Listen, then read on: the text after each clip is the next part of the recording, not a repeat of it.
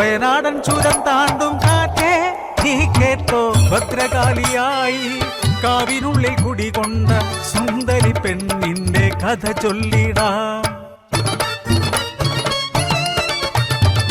ഊരുവിലക്കിൻ കഥ കേട്ടിട്ടില്ലേ നിങ്ങൾ?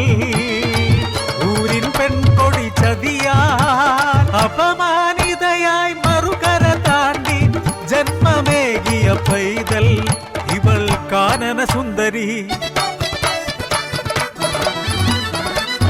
വയനാടൻ തമ്പാന്റെ ചോരയാണെങ്കിലും ആ നാടിൻ ശാപമായി പിറന്നതെന്തേ? അച്ഛന്റെ ശാപമായി അമ്മ തൻ തണലായി വളർന്നൊര യൗവന സുരസുന്ദരി. കരിമിഴിയാളവൾ മോഹസുന്ദരി.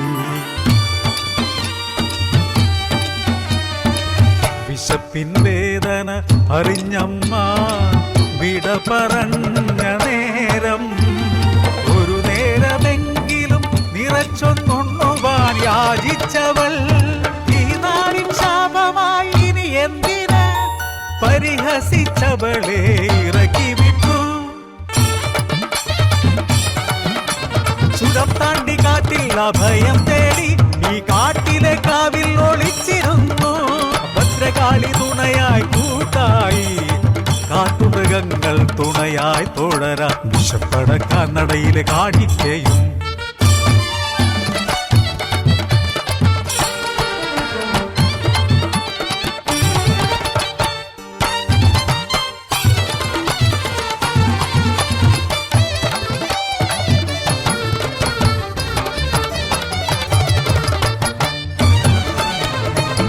ഒരു മാനിനെ പോലോടി ഒരു സിംഹമായവൾ അലറി. അതുവഴി വന്നവർ അത്ഭുതമോടെ നോക്കി നിന്നു. ഈ യൗവനം എത്ര വശ്യമെന്നോ, ഇവളെ കീഴ്പ്പെടുത്താൻ എന്തു വിദ്യ. മൂവരും ചേർന്നൊരു കെണി ഒരുക്കി ഇരുളിൻ മറവിൽ പിടിച്ചെടുക്കാൻ ഒരു ക്രൂര മൃഗമായി പാഞ്ഞെടുത്തു അവൾ. അലറിക്കൊണ്ടവരെ കീഴ്പ്പെടുത്തി ഭദ്രകാളിയായി തലയറുത്തു. നുകരുന്നു രക്തം. കാടിൻ മക്കൾക്ക് തുണയായി രക്തദാഹിയായി രക്തേശ്വരിയായി അവളിരുന്നു. നാടറിഞ്ഞു നാട്ടിൽ അലയടിച്ചു ഇവൾ രക്തദാഹി. ഒരു വേള അവളെ പിടിച്ചു കെട്ടാൻ തന്ത്രങ്ങൾ ഒരുക്കി നാട്ടിൽ. പോരിനായി എത്തുന്നോരെ അലറിക്കൊണ്ടവൾ കീഴ്പ്പെടുത്തും. പുഞ്ചിരിയാലവൾ തൊഴുതു നിൽക്കും. അനുഗ്രഹമായവൾ ചൊരിയുന്നു സമ്പത്തും ഐശ്വര്യവും. കാക്കുന്നു കാടിനെ ദേവിയായി. നാടിനുടമകൾ അറിഞ്ഞ നേരം കോപമായി.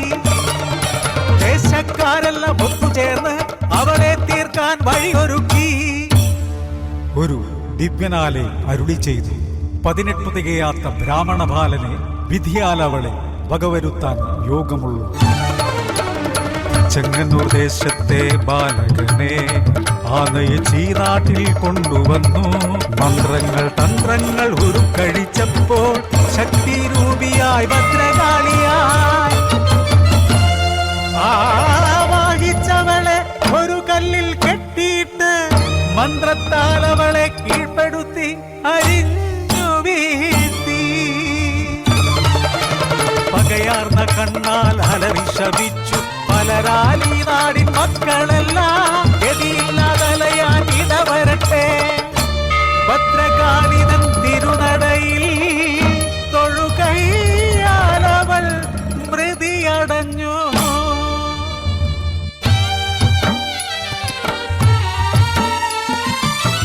ഈ നാട്ടിലിന്നും കേൾക്കുന്നു അവൾ തൻ തേങ്ങലും നൊമ്പരവും.